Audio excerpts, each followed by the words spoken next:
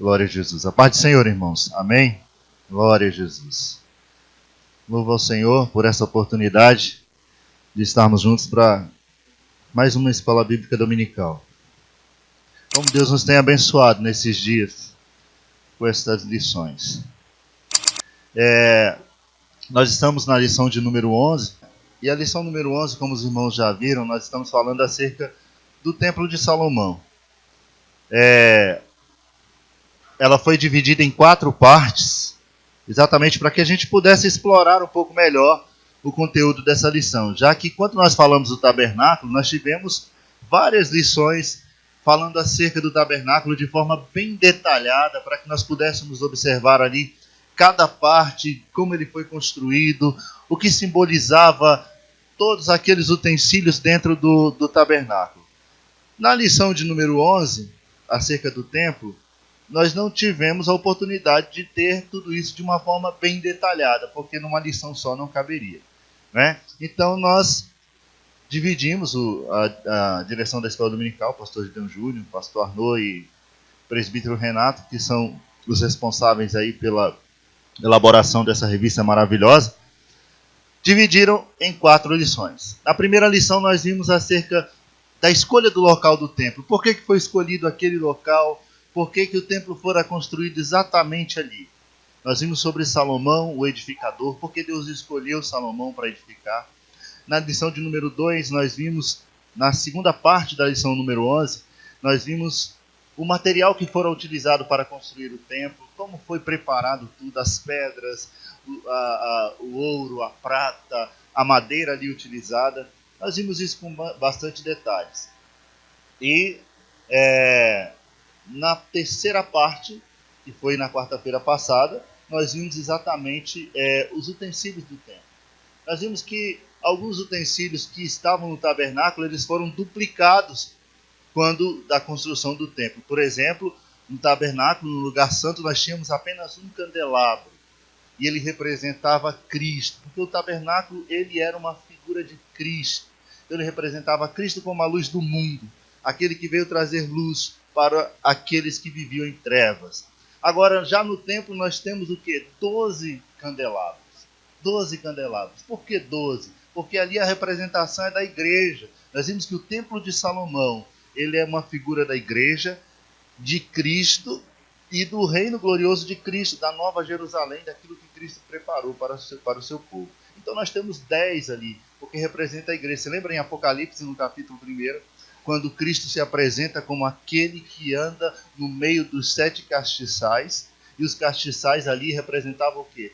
As igrejas. Então eram 10, porque representavam as igrejas. Nós vimos que a mesa dos pães foram duplicadas, mas algumas peças não foram duplicadas, porque elas representavam Cristo.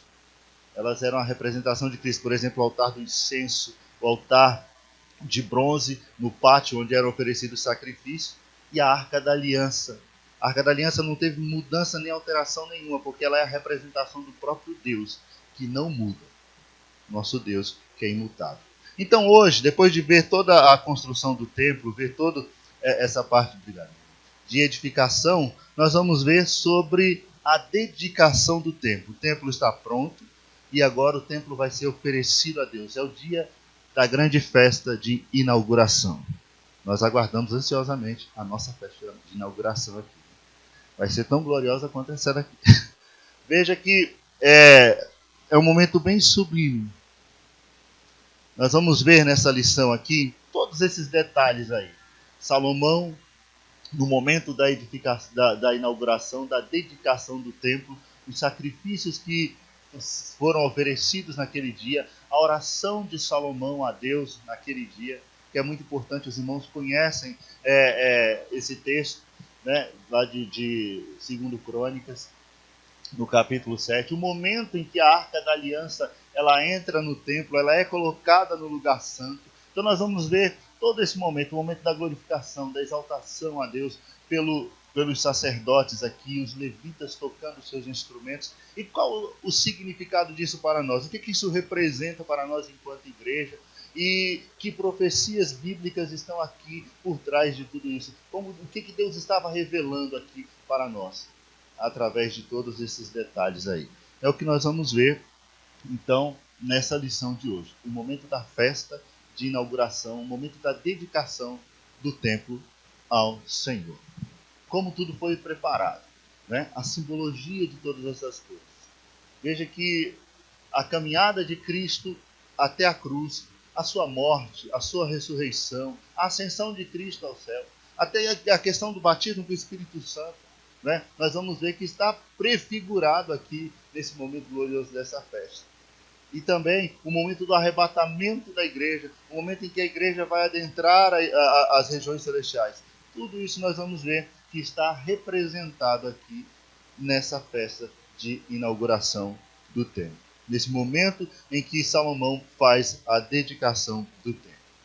Nós vamos ver, irmãos, que a construção do templo ela demorou cerca de 7 anos para se concretizar. Salomão ele começa a construir o templo no 4º ano do seu reinado e ele conclui essa construção do templo exatamente no 11º ano do seu reinado. Então, o número 7 ele é bem emblemático aqui quando o assunto é o templo. Nós vamos ver que o período fora de 7 anos e a inauguração se dá exatamente no 7º mês. No 7º mês. O número 7 na Bíblia ele tem uma representação simbólica interessante. Ele representa perfeição, ele representa completude, ele representa exatamente totalidade. Então o que isso traz para nós? Então, o momento em que o templo foi concluído, o momento em que a obra perfeita fora concluída, fora tudo realizado. E esse templo sendo a demonstração exatamente de Cristo, de sua igreja e da sua obra redentora. Mostra a conclusão da obra perfeita de Cristo, quando os santos se reunirão na glória com o Senhor para desfrutar tudo aquilo que Deus preparou para a sua igreja.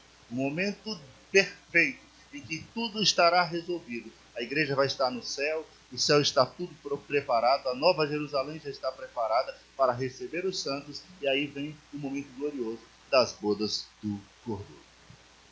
Salomão construiu o templo, como eu disse para os irmãos, o período fora 7 anos, ele começa no 2º mês do 4º ano do seu reinado, conclui a construção lá no 11º mês do seu reinado.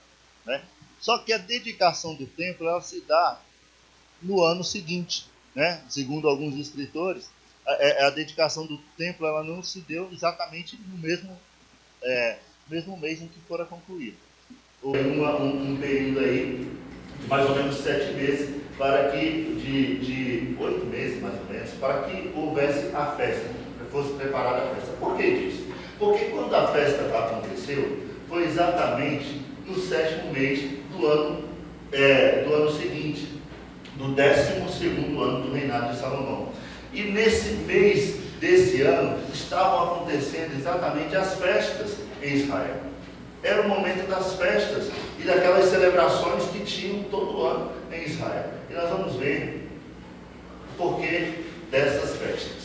Primeiro, aconteceu a inauguração do templo exatamente na festa dos tabernáculos. Exatamente na festa dos tabernáculos. E a festa dos tabernáculos era uma festa muito importante para o judeu. Ela simbolizava exatamente o momento em que o momento de peregrinação do povo do deserto. Essa festa foi instituída para que o povo pudesse se lembrar que um dia eles foram peregrinos no deserto, após serem libertados do Egito, passaram 40 anos de peregrinação ali, e agora eles estavam na terra prometida. Eles tiveram um período de transição no deserto, peregrinando ali, mas agora eles tinham entrado na sua terra, naquilo que Deus havia prometido, na sua herança, para desfrutar tudo aquilo que Deus tinha preparado para eles. Por que Deus escolhe esse momento? Porque isso representa a igreja. A igreja fora salva pelo Senhor, a igreja peregrina nessa terra, nós somos aqui peregrinos, nós somos aqui o quê? Forasteiros. Nós estamos aqui de passagem. Nós aguardamos o momento em que entraremos na nossa pátria celestial, para estarmos para sempre com o Senhor. Então, a inauguração do templo, exatamente nesse momento, nessa festa, traz essa simbologia da igreja peregrina, da igreja forasteira, que está passando por um período aqui, mas que tem uma pátria, que tem um lugar preparado para ela lá no céu, um lugar glorioso. Um lugar glorioso. E o templo representa exatamente isso. O momento em que Deus vai levar a sua igreja, que esteve peregrinando nessa terra, para habitar com ele lá na mansão celestial, naquilo tudo que Deus preparou para o seu povo, para a sua igreja. Então, a escolha desse momento, dessa festa, é muito importante por causa dessas simbologias, né? Essa festa ela ocorria entre os dias 15 e 21 do sétimo mês, né? Como eu disse, era a comemoração da libertação do povo do Egito e a sua jornada de peregrinação durante 40 anos ali no deserto. Ali eles se lembravam do tempo em que eles eram peregrinos no deserto e que Deus lhe deu uma terra fixa, um lugar fixo para que eles pudessem ali estar. Portanto, a inauguração do templo, que representa a nossa morada eterna, nesta festa é uma figura de nossa atual condição. Nós estamos aqui peregrinos, como eu falei para os irmãos, e forasteiros. Estamos passando por aqui. Né? O apóstolo Paulo, quando ele escreve aos Filipenses, ele diz assim que a nossa pátria ela está nos céus, de onde aguardamos o Salvador. E 1 Pedro, capítulo 2, versículo 21, diz exatamente isso. Peregrino e forasteiro, irmão, ele vive de mala pronta. Ele sabe que a qualquer momento ele vai mudar de lugar. A qualquer momento ele vai ter que sair. Então, a gente não pode fixar residência aqui. A gente não pode viver nesse mundo como se fôssemos ficar para sempre aqui. A gente trabalha, a gente tem filhos, Deus nos abençoa, a gente quer construir uma vida aqui. Mas a nossa mente deve estar focada no que Deus preparou para nós. Nós temos que ter em mente que tudo aqui é passageiro. Tudo aqui vai ficar por aqui mesmo. O que Deus preparou para nós é eterno e está lá. Está no céu. Não está aqui não. Certo? O que Deus preparou para nós está no céu. E exatamente isso que a inauguração do templo nessa festa representa. É interessante observar que durante esse mês não ocorria somente a festa dos tabernáculos. Outras festas se iniciavam, era um mês inteiro de festa. Já no primeiro dia do mês havia uma festa, que era a festa das trombetas. O pastor Júnior já explicou aqui para nós uma aula sobre essas festas. E a festa das trombetas era exatamente a preparação para o dia do Yom Kippur, o dia da grande purificação. Quando entrava o sétimo mês, no primeiro dia do mês, as trombetas eram tocadas em todo Israel. Era o momento de convocar o povo. Era o momento da convocação solene, de reunir o povo para a grande festa da purificação, para o grande momento do Yom Kippur. Era o momento em que o sacerdote entraria no lugar santíssimo e ofereceria o sacrifício pelos pecados do povo. Uma vez por ano ele fazia isso. Uma vez por ano apenas ele fazia isso. Então, no primeiro dia, começava a grande festa, as trombetas tocando, anunciando esse momento. Isso também traz para nós uma simbologia bem interessante, porque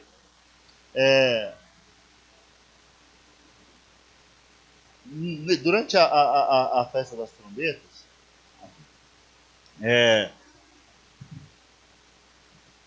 essas trombetas deveriam ser tocadas para que o povo pudesse se ajuntar.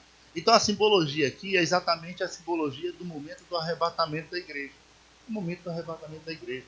Se o templo representa a Nova Jerusalém, a cidade santa, a nossa entrada no céu, isso vai se dar quando? Isso vai se dar no momento em que Cristo voltar e quando da sua vinda, ele arrebatar a sua igreja. Então veja que, assim como as trombetas eram tocadas para convocar o povo para um ajuntamento solene, o apóstolo Paulo, escrevendo em 1 Tessalonicenses, lá no capítulo 4, ele diz que quando da vinda do Senhor, a trombeta de Deus vai soar. E quando a trombeta de Deus soar, haverá o grande solene ajuntamento da igreja do Senhor para a grande festa do céu, para a grande bodas do Cordeiro. Quando a trombeta de Deus soar, o povo, aqueles que morreram em Cristo, serão ressuscitados. E nós, a igreja viva, seremos transformados e nos encontraremos com o Senhor para a grande festa. Então, veja que há toda uma simbologia por trás desse momento glorioso da inauguração do templo. O templo representa exatamente isso, esse momento da entrada da igreja no céu, esse momento do encontro da igreja com Cristo. E assim como as trombetas ali eram tocadas para anunciar esse momento, anunciar essa festa. Um dia Deus vai tocar a sua trombeta para o grande ajuntamento solene da sua igreja, do seu povo. Então veja, tocava-se as trombetas e no 10º dia era o dia da purificação. Era o dia do Yom Kippur, o dia do oferecimento do sacrifício para a purificação. Aqui nós vamos ver que o significado desse sacrifício do Yom Kippur é exatamente o momento em que a igreja vai ser glorificada. É o momento de glorificação dos santos. Simboliza a figura da nossa redenção final, a glorificação do nosso corpo.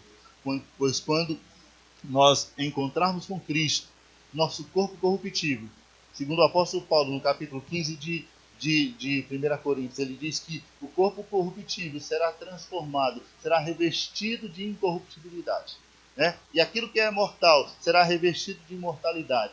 Nós teremos um corpo glorioso. O pecado já não vai ter mais domínio sobre nós. A morte não terá mais domínio sobre as nossas vidas. Definitivamente livres do pecado, definitivamente livres da morte. O último inimigo a ser vencido, a Bíblia diz que é a morte.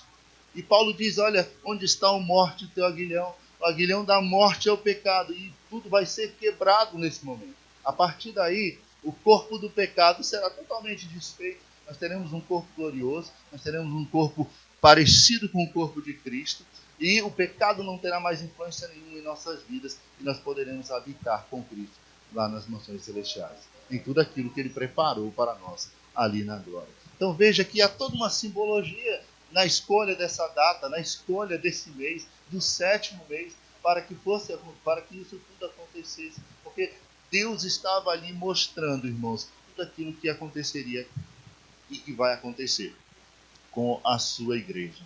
Não tem como fugir desses detalhes, até porque se Deus, como eu falei aqui em uma das aulas que nós ministramos, Deus faz tudo com propósito. Nada que Deus faz é sem propósito. Então se Deus olha para Davi e diz, olha, faz exatamente assim, é desse jeito que eu quero, são esses os detalhes, é esta data, é este o lugar, é este o momento, é esta pessoa, é porque Deus tem propósitos ali, Deus está se revelando a nós ali. Então Deus traz essa revelação para nós em toda essa simbologia aí do momento de consagração do templo. Então, falamos acerca da escolha da data, né? Por que essa data fora escolhida e por que esse momento, né, tão importante para a nação de Israel, né? E porque Deus, então, assim, orientou para que Salomão fizesse dessa forma. Deus tinha seus propósitos, Deus tinha ali estabelecido para que fosse feito exatamente dessa forma. Agora, tem um outro momento importante aqui, desse dia da festa, e esse momento aqui, ele é, assim, de uma importância muito, muito grande. Foi o momento em que Salomão, ele vai tirar a Arca da Aliança lá do Monte Sião, e ele vai trazer a Arca da Aliança para colocar dentro do templo. É o momento em que Deus vai tomar posse da casa que fora edificada para ele. É o momento mais glorioso, o momento mais sublime da festa, é exatamente esse daqui. Salomão, ele faz toda uma preparação. Talvez ele tenha aprendido com seu pai Davi, quando trouxe a arca lá da casa de Obed-edom para Jerusalém, né? Davi, ele trouxe a arca. Primeira vez ele tentou, não veio da forma correta, mas na segunda vez ele fez da forma correta, nos ombros dos sacerdotes, dos levitas ali louvando ao Senhor, oferecendo o sacrifício. Davi fez uma festa, Davi dançava, Davi celebrava ao Senhor naquele momento, ia diante do povo e oferecendo vários sacrifícios ali. Salomão, para trazer a arca do Monte Sião para o templo do Senhor, ele não fez diferente. O povo vinha celebrando a Deus. Salomão à frente, conduzindo todo esse cortejo. E todo o povo celebrando. Levitas tocando seus instrumentos. Um momento de louvor e de adoração. E de oferecimento de vários sacrifícios a Deus durante esse percurso. Mas qual a simbologia desse momento para a igreja? Primeira coisa que nós vamos ver é quanto aos cantores ali. Quanto aos músicos que ali estavam preparados para este momento, para louvar nesse momento. Quando você abre a sua Bíblia, lá em 2 Crônicas, no capítulo 5, os versículos 12 e 13, ele nos fala acerca desses levitas que foram escolhidos, separados para esse momento aí dessa festa gloriosa. 2 Crônicas, capítulo 5, versículos 12 e 13. 2 Crônicas 5, 12 e 13. Versículo 12 diz assim: os levitas, músicos e cantores, todos eles, isto é, Asaf, Emã, Juditu, e os filhos e parentes deles, vestidos de linho fino, com símbolos, com alaúdes, com harpas, também estavam em pé ao lado oriental do altar, e juntamente com eles 120 sacerdotes que tocavam as trombetas. Os que entoavam as trombetas e cantavam, louvaram e agradeceram a Deus a uma só voz, ao som de cornetas, símbolos e outros instrumentos. Ergueram suas vozes em uníssono ao Senhor e cantaram, porque Ele é bom, o seu amor dura para sempre. E em seguida toda a casa se encheu da nuvem da glória de Deus. Veja que foi um momento glorioso, foi um momento de louvor e de adoração. Os levitas tocavam seus instrumentos, os sacerdotes cantavam louvores ao Senhor, todos cantavam em uníssono, todos cantavam a uma só voz. E o que eles cantavam? Louvores a Deus, dizendo, porque Ele é bom e o seu amor dura para todo sempre. Seu amor dura para sempre. Então era esse o momento. Então nós vamos ver que eles estavam vestidos o quê? De linho branco. O linho branco, o linho fino, de acordo com Apocalipse, no capítulo de número 19, versículo 8, ele representa o quê? A justiça dos santos. A justiça dos santos. Esse momento, irmão, de louvor e de celebração, em que a Arca da Aliança está entrando no templo, é exatamente uma figura do momento em que a igreja gloriosa vai entrar no céu, vai entrar para as bodas do Cordeiro. Abra sua Bíblia em Apocalipse, capítulo 19. Só para a gente fazer aqui um paralelo entre essa passagem, esse momento aí, e o momento em que João descreve aqui a entrada da igreja gloriosa no céu.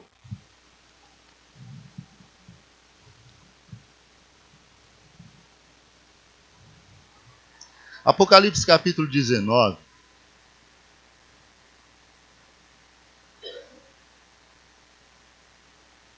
Diz assim, a partir do versículo 5. Depois a gente lê mais alguns versículos aqui no capítulo 19. Mas eu quero ler aqui a partir do 5. Diz assim: e do trono partiu uma voz que clamava: louvai ao Senhor Deus, vós todos os seus servos, vós os que o temeis, tanto pequenos como grandes. Então ouvi algo semelhante ao som de uma grande multidão, como o estrondo de muitas águas, e poderosos trovões que bradavam: aleluia, porque o Senhor nosso Deus, o Todo-Poderoso, já reina. Alegremo-nos e exultemos e demos glória a Ele, porque chegou a hora das bodas do Cordeiro, e a sua noiva já está preparada. Para vestir-se foi-lhe providenciado linho fino, puro e resplandecente. O linho fino e resplandecente representa os atos de justiça dos santos. Então veja, esse momento representa exatamente o momento que a igreja vai entrar no céu.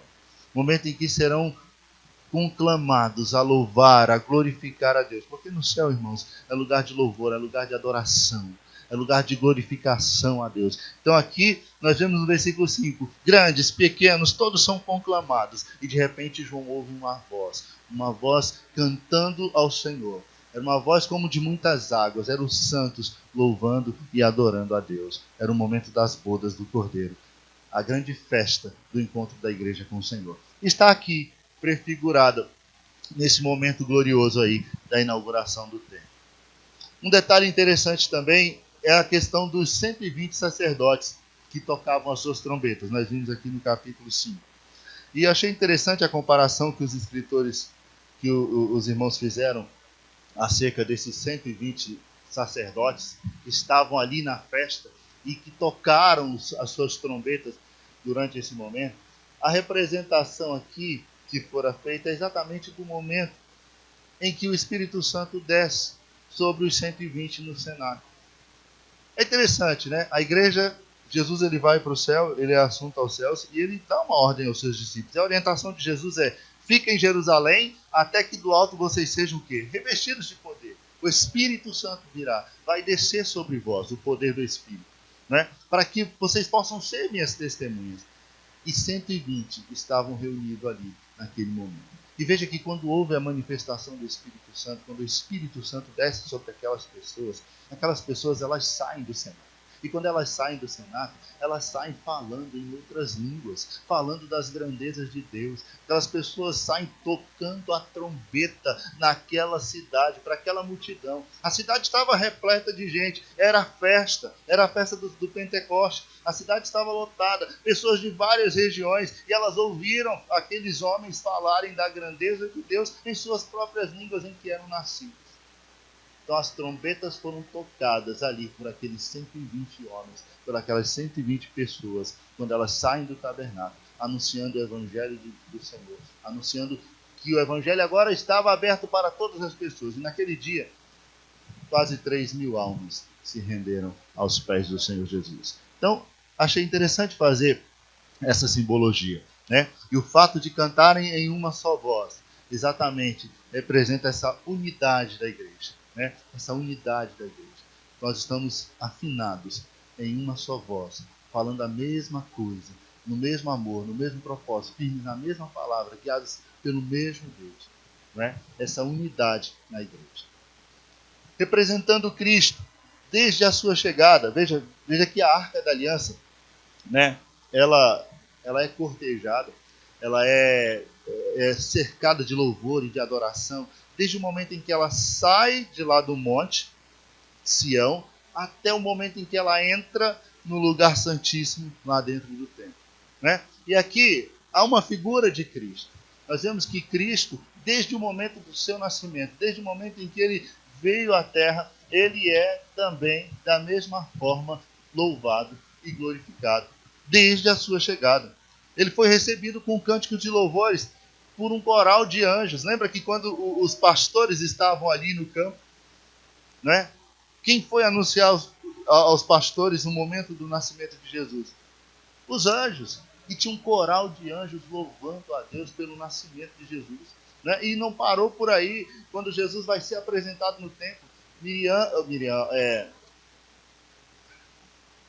os dois casais de sacerdotes, Simeão e Ana.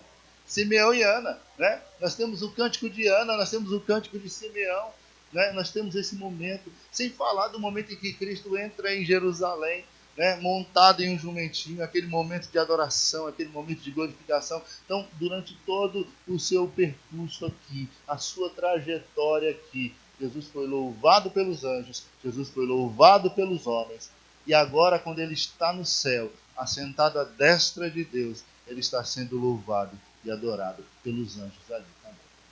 Entendeu? Então a arca, ela representa Cristo. A arca da aliança, ela é um símbolo de Cristo. E assim como Cristo, quando ele se manifestou, ele teve toda essa adoração. A arca também, desde o momento em que ela sai do monte até ela entrar no templo, ela foi cercada de louvores e de adoração. Cristo também, enquanto esteve aqui e também quando adentrou nas regiões celestiais, após ter oferecido sacrifício pelos nossos pecados, e está sentado à destra de Deus, ele está sendo glorificado, está sendo louvado, está cercado de adoração, está cercado de louvores, inclusive pela sua igreja, que aqui está para louvá-lo e adorar. Outro fato interessante aqui a se observar é a questão dos sacrifícios. Durante todo o percurso, desde o Monte Sião até a arca chegar lá, foram oferecidos vários sacrifícios, inúmeros sacrifícios, uma quantidade de sacrifício que não se podia contar. Não se podia contar. Vários animais, ovelhas e vacas foram oferecidos ali. durante essa trajetória, durante esse percurso da arca, até que ela chegasse no lugar certo. Flávio José, historiador dos Hebreus, ele diz o seguinte: os caminhos estavam todos salpicados com o sangue das vítimas oferecidas pelo rei, pelos levitas e por todo o povo. O ar estava tão saturado de perfume que de longe eram sentidos. De longe eram sentidos. Imagine esse momento. Toda a rua, toda a extensão, todo o caminho salpicado de sangue. O perfume tomava conta de todo o ar. Sabe o que isso nos remete, irmãos? Sabe o que isso nos lembra? Exatamente esse momento aqui. O momento em que o Filho de Deus, ele caminha pela via dolorosa, levando aquela pesada cruz. Todo o percurso salpicado ficou pelo seu sangue que ali fora derramado, exalando o cheiro do bom perfume dele, sendo oferecido em sacrifício vivo a Deus pelos nossos pecados, se entregando a Deus em sacrifício pelos nossos pecados. Então veja que esse momento nos remete exatamente aí. A arca representa Cristo. A arca representa Cristo. E nesse momento ela representa exatamente o Cristo que se dá em sacrifício. Porque a quantidade de sacrifício que não se podia contar. Porque uma numerosa quantidade de sacrifício. Porque o sacrifício de Cristo ele não tem preço, não se pode medir. Como medir o sacrifício de Cristo? Como mensurar o tamanho, a dimensão, o valor desse sacrifício? É impossível a nós poder medir o valor, a dimensão do sacrifício de Cristo. E assim foram os sacrifícios oferecidos naquele dia. Uma quantidade de sacrifícios que não se podia medir, porque exatamente apontava para o sacrifício de Jesus, algo que não se pode medir, algo que não se pode comparar. O apóstolo Pedro, quando ele escreve, ele diz: olha, não foi com ouro, prata ou coisas corruptíveis que vocês foram resgatados da vossa maneira de viver. Vocês foram resgatados com o precioso sangue de Jesus Cristo.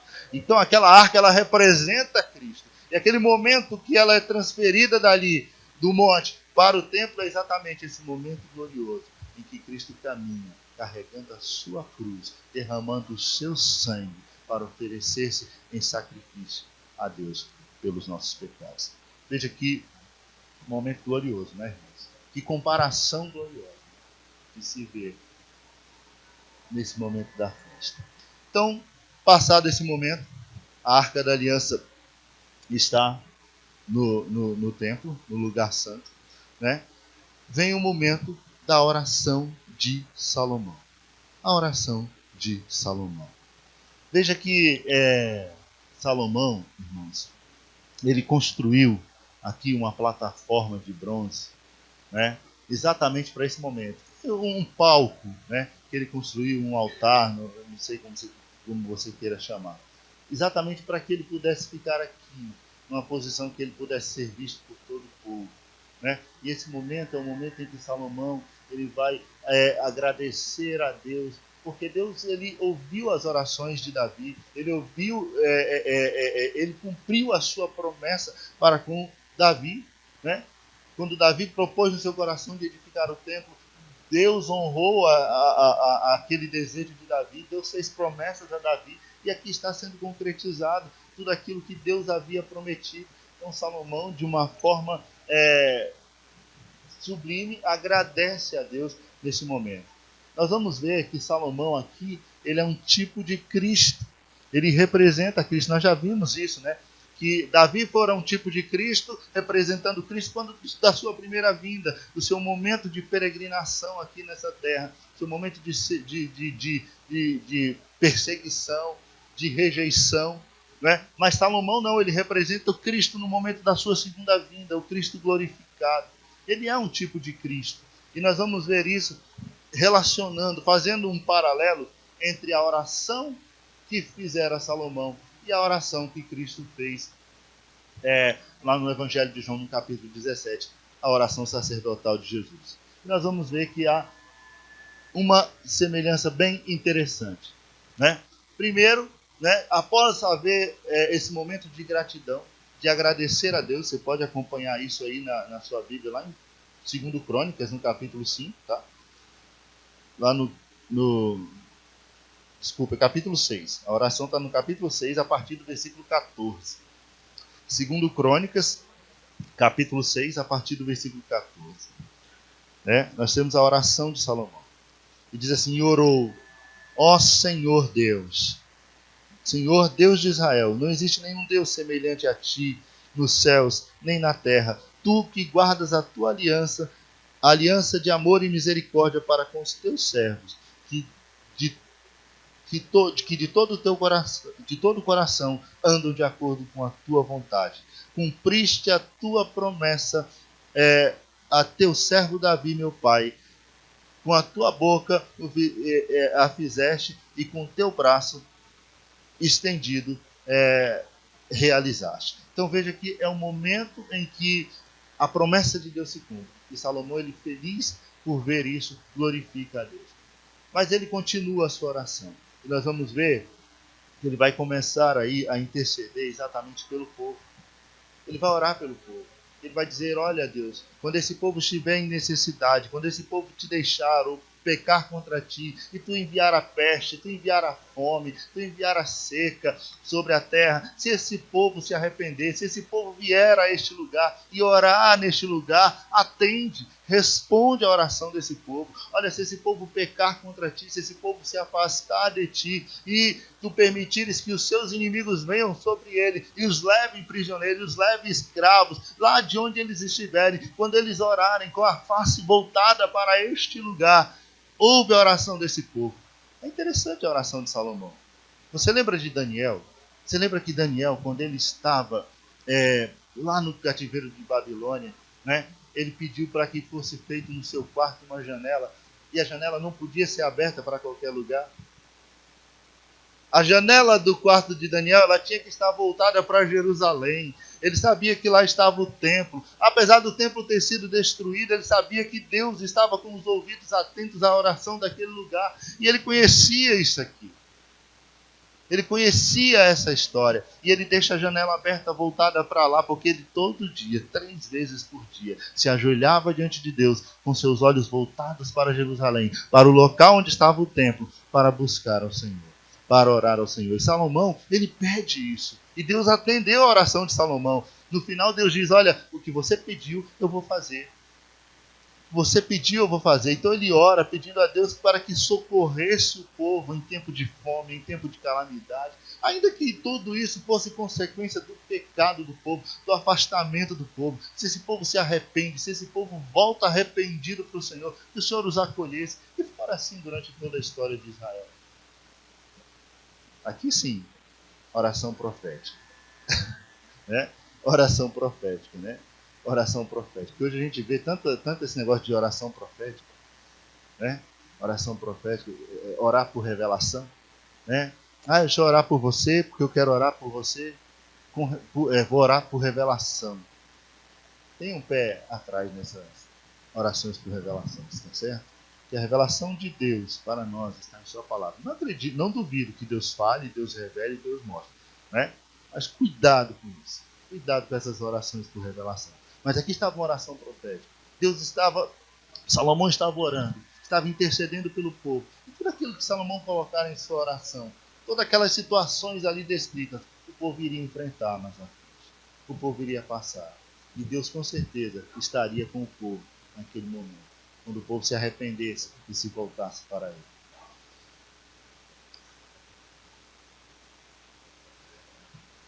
Salomão também, irmãos, em sua oração, ele intercede pelos gentios. Ele intercede por aqueles que não conheciam a Deus, não era do povo de Israel, não adoravam a Deus, porque ele sabia que todos aqueles que conhecessem a história, que viessem e conhecessem o templo, eles teriam a oportunidade de conhecer também o Deus do templo, o Deus de Israel, conhecer a história do Deus de Israel.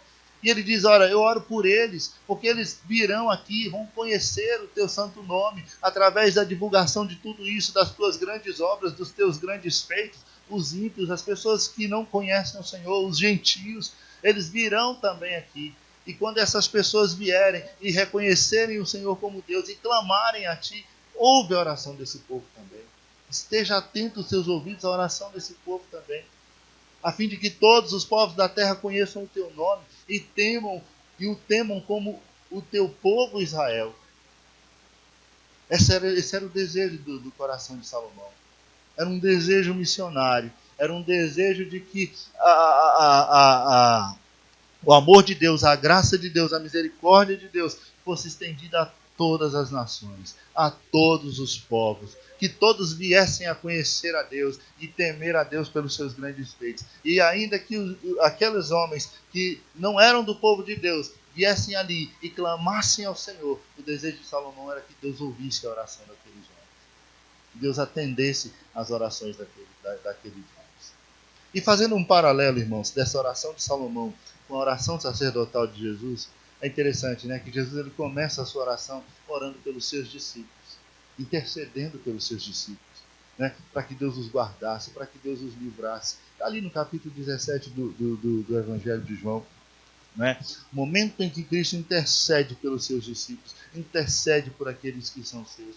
Mas chega um momento em que Jesus ele deixa de orar pelos seus discípulos e começa a orar por aqueles que ainda iam crer no seu nome.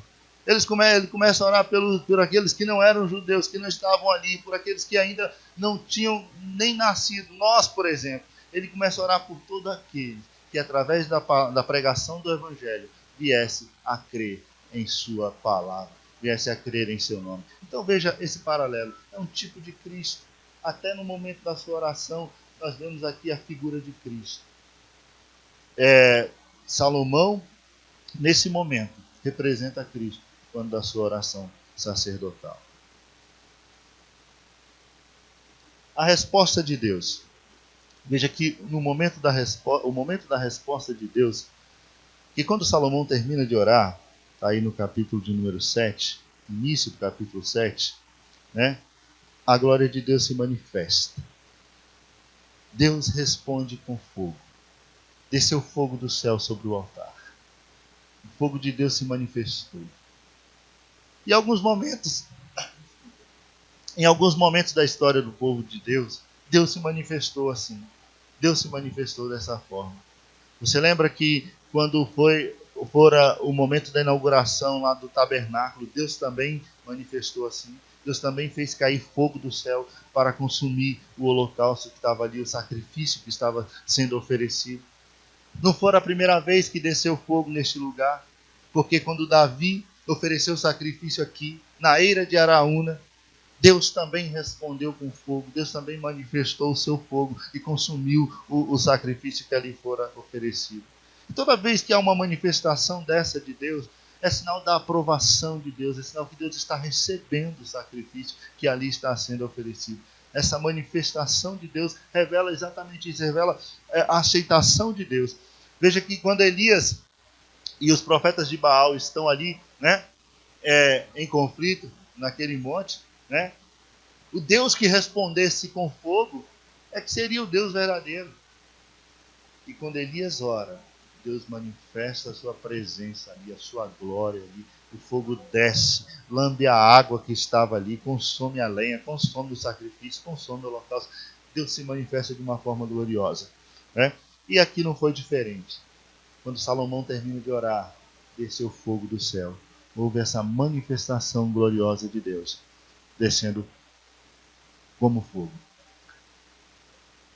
Outra, a gente viu o fogo está aqui, né? Porque ficou trocada aqui a ordem na hora de apresentar.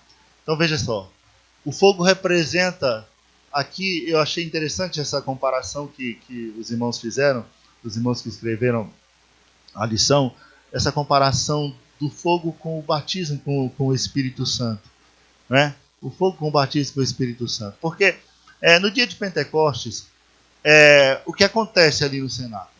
Os 120 estavam reunidos, e quando eles estavam reunidos, veio do céu um som, como de um vento. Era parecido um som de um vento, impetuoso, veemente. Encheu toda aquela casa. Aquele som encheu toda aquela casa. E foram vistas sobre a cabeça daquelas pessoas línguas repartidas, que pareciam o quê? Labaredas de fogo. Parecia fogo. Então a manifestação de Deus ali também foi da mesma forma, foi com fogo, né?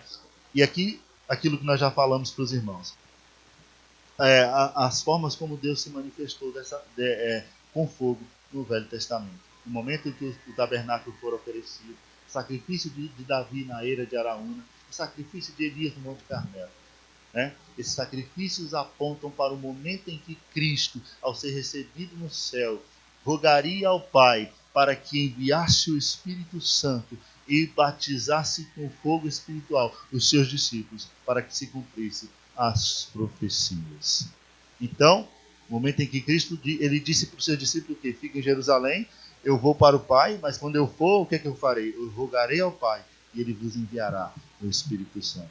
Então aqui o escritor ele vê uma analogia, uma simbologia exatamente desse momento em que Cristo vai aos céus e ele roga ao Pai e o Pai envia o Espírito Santo sobre aquelas pessoas ali no cenáculo. E dali em diante o Espírito Santo está para sempre conosco e continua batizando e derramando do seu poder e da sua graça.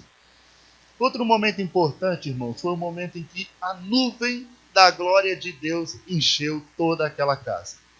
Toda a casa. É interessante, os sacerdotes, eles vieram com a arca da aliança sobre os ombros, eles entraram no lugar santo e foram até o lugar santíssimo e depositaram a arca da aliança exatamente no lugar santíssimo, ali o local preparado por Salomão para que ela fosse colocada. Nós vimos aqui semana passada que Salomão construiu ali dois querubins gigantes, né, com suas asas abertas sobre o local onde a arca iria ficar. Né? Eram construídos de madeira de oliveira, todos revestidos de ouro, os dois querubins, e a arca fora colocada exatamente ali, naquele lugar. E quando eles colocaram a arca ali e que eles saíram daquele lugar, a Bíblia diz que Deus encheu aquele lugar com a sua glória.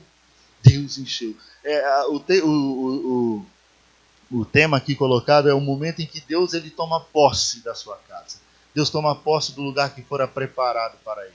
Né? Então, a glória de Deus encheu aquele lugar de modo que os sacerdotes que ali estavam, eles não conseguiam mais ministrar. Uma nuvem de fumaça tomou conta, uma nuvem encheu aquele lugar. E essa nuvem ela representava exatamente a glória de Deus ali manifestada. A glória de Deus ali manifestada. É interessante nós vermos que não é a primeira vez que Deus se manifesta dessa forma. Né? Não é a primeira vez que há uma manifestação de Deus assim. Quando Israel sai do Egito e ele caminha pelo deserto, uma nuvem os conduzia no deserto. Deus também manifestando ali a sua glória no deserto, conduzindo. Então essa nuvem ela representa a presença de Deus, ela representa a glória de Deus.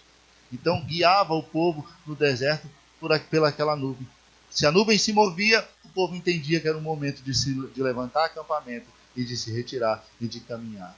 A nuvem parava, o povo estava parado debaixo da proteção daquela nuvem, que era a manifestação de Deus e de sua glória.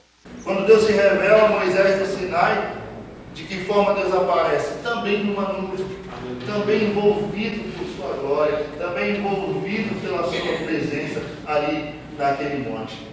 Né? A nuvem ali manifestava exatamente a glória de Deus. Foi o momento em que Moisés recebe a lei, o momento em que Moisés recebe as orientações para a construção do tabernáculo.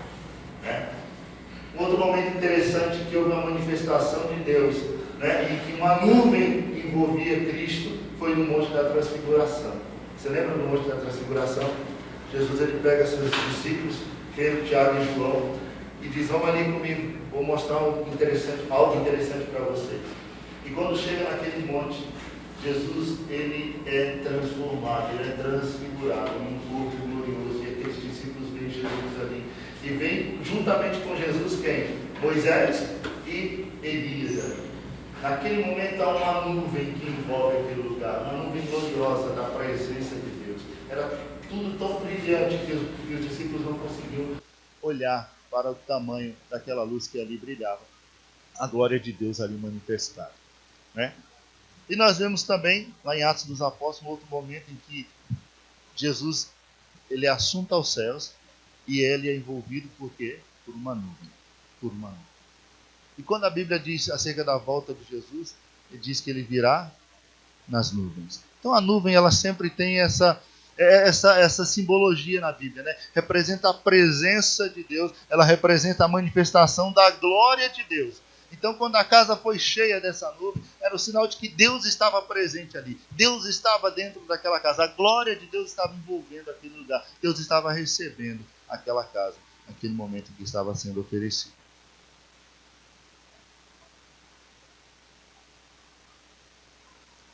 Bom, aí nós vamos ver que durante esse momento, enquanto a glória de Deus se manifestava, o fogo de Deus caía sobre o altar, a nuvem envolvia a casa, né? Os sacerdotes continuavam adorando a Deus, cantando em uma só voz, os levitas tocando seus instrumentos, os sacrifícios continuavam sendo oferecidos. Os sacrifícios de animais continuavam sendo oferecidos. Veja que aqui não era não eram sacrifícios que não se podiam contar. Né? Se aqui eles conseguiram contar e fora essa quantidade, imagina, eu fico imaginando a quantidade de sacrifícios que foram oferecidos no percurso trazendo a arca. Né? Essa quantidade eles conseguiram contar e a outra eles disseram, olha, foi uma quantidade de sacrifício que a gente não conseguia contar porque todos estavam oferecendo sacrifício.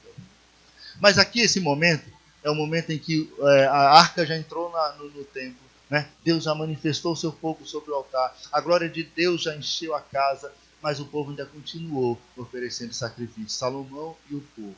Né? Foram oferecidos naquele dia 22 mil bois, 120 mil ovelhas. Né? Num total de 142 mil sacrifícios. 142 mil ofertas oferecidas. Né?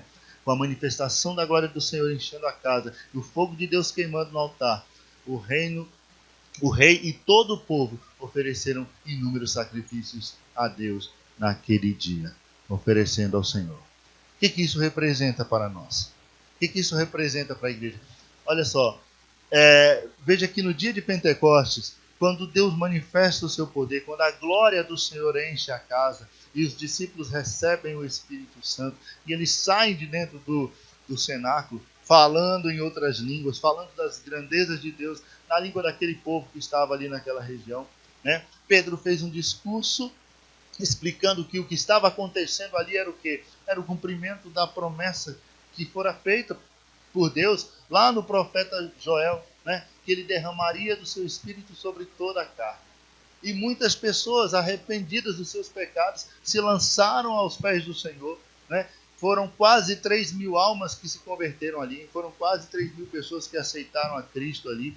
Né? E essas pessoas estavam oferecendo as suas vidas a Deus em sacrifício. Achei interessante essa comparação, essa analogia feita pelos irmãos que escreveram a lição. Eles disseram, olha, era um momento em que aquelas pessoas estavam se oferecendo em sacrifício. Então, o fato de Salomão continuar oferecendo sacrifício, mesmo depois de Deus ter manifestado a sua glória, o fogo descido sobre o altar, isso representa exatamente esse momento que a igreja está vivendo, em que pessoas estão rendendo as suas vidas em adoração a Deus, em sacrifício vivo, santo e agradável a Deus, diariamente, constantemente, todos os dias. No dia de Pentecostes, houve essa manifestação. 3 mil pessoas foram ali batizadas, receberam o Espírito Santo.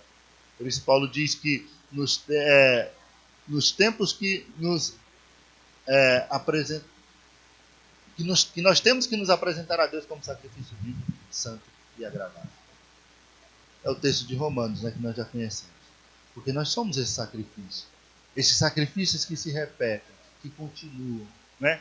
Deus agora não quer mais sacrifício de animais. Eu e você não oferecemos mais animais, porque o sacrifício de animal cessou com o sacrifício de Cristo. Cristo se deu, se entregou de uma vez por todas, de uma única vez, para que não houvesse mais essa necessidade de que todo dia se matasse animais e se oferecesse sobre o altar.